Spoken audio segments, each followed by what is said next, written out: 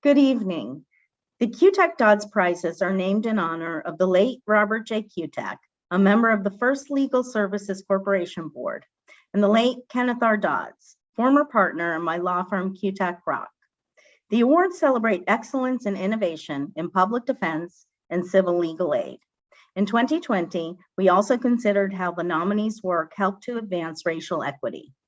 On behalf of NLADA and the Robert J. Kutak Foundation, it is my genuine pleasure to present the 2021 Kutak-Dodds Prizes to Teresa Enriquez, Executive Chief Assistant for Recruitment and Litigation for the Miami-Dade Public Defender's Office, and the highest-ranking Hispanic female in a public defender office in Florida, and Ishmael Jaffree with a storied 45-year career in civil legal aid.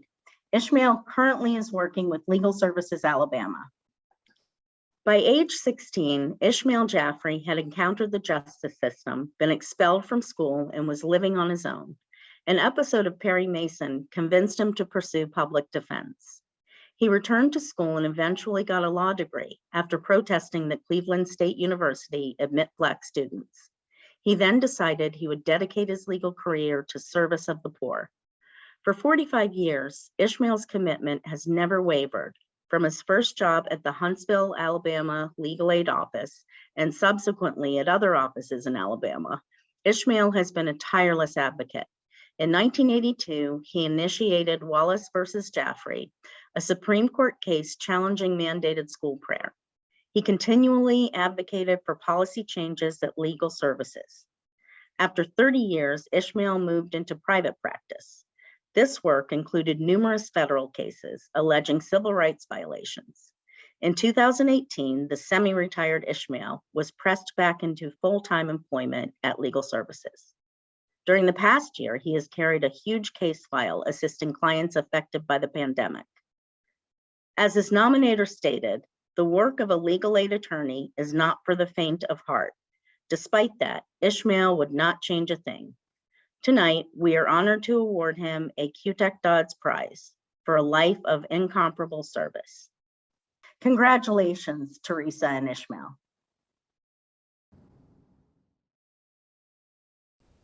I would like to take this opportunity to thank the National Legal Aid and Defender Association, specifically its Kutak-Dodds Award Selection Committee, for selecting me as one of this year's winner. I would like to offer special thanks to my Legal Services Managing Attorney, Ann Brown, for continuing loyal support, including her nomination of me for this award.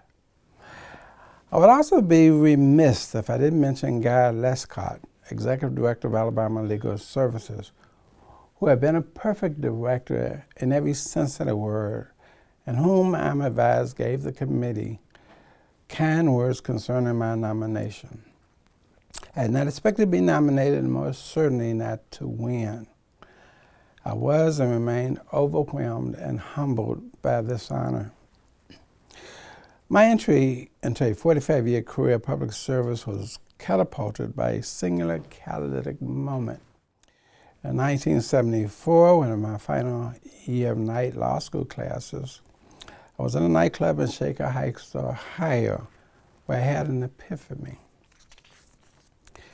At that moment, I knew what I'd only suspected before, that I wanted to dedicate my legal career to helping poor people, never charging them a dime for my services. I have mostly kept that promise during the ensuing years.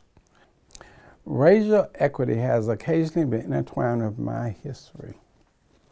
As a student, I had to fight to gain entry for myself and other African American students at my university's law school. Upon graduation, I sponsored bar review sessions to ensure that more of us would pass the bar. And we did. I began working for the Legal Services Corporation of Alabama in the late 1970s.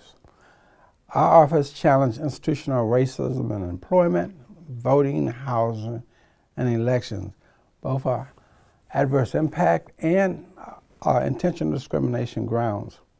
From time to time, we brought class actions. However, these impact cases were always secondary to our service work, which occupied the bulk of our time, energy, and resources. Later political shifts restricted the advocacy work of legal services.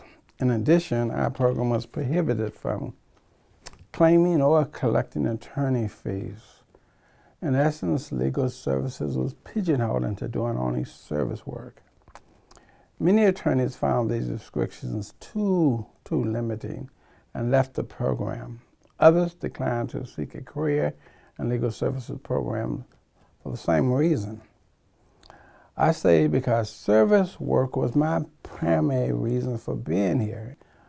One of my proudest accomplishments is never having abandoned my commitment to legal assistance to the poor in search of my own financial well-being. I never entered poverty law with the thought of recognition, much less an award. I entered because I recognized that poor and underprivileged people in need of legal services were entitled to the very best lawyer available.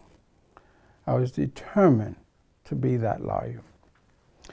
I am beyond gratified to receive this award and proud of the public confirmation that I have indeed become the lawyer I envisioned myself becoming some 47 years ago.